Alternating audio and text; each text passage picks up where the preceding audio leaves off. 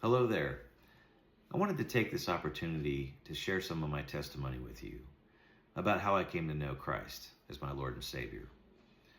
Back in 1998, I moved to Phoenix, Arizona in pursuit of what I thought was going to fulfill me in life.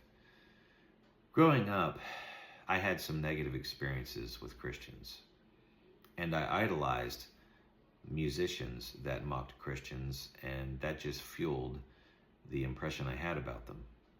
And so I pretty much hated Christians. If I knew I was around one, I wanted to go the other way. Well, God brought a man into my life who completely shattered what I thought a Christian was.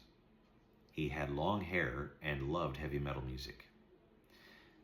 I was a heavy metal musician. That was all that I cared about at the time, music-wise.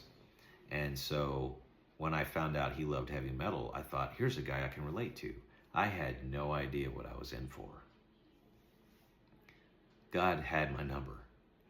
And so I was sharing some of my plans with him one day, and I could tell he was really concerned about me.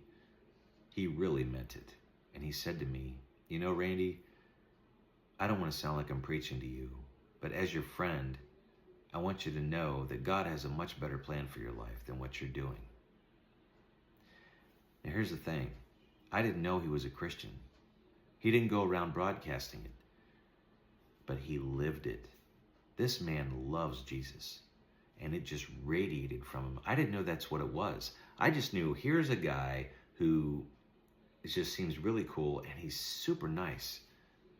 And he won me over to where I went to his church that night and I got saved. Reminds me of a verse, Isaiah 52:7. How beautiful upon the mountains are the feet of him who brings good news, who proclaims peace, who brings glad tidings of good things, who proclaims salvation, who says to Zion, your God reigns. John won me over, bragging about what God could do for me, and I saw what God did in his life just in the short time I knew him, and I wanted that for myself. God bless John Lopez and anyone else who has the boldness and cares enough to tell others about Jesus and the love that he has for them.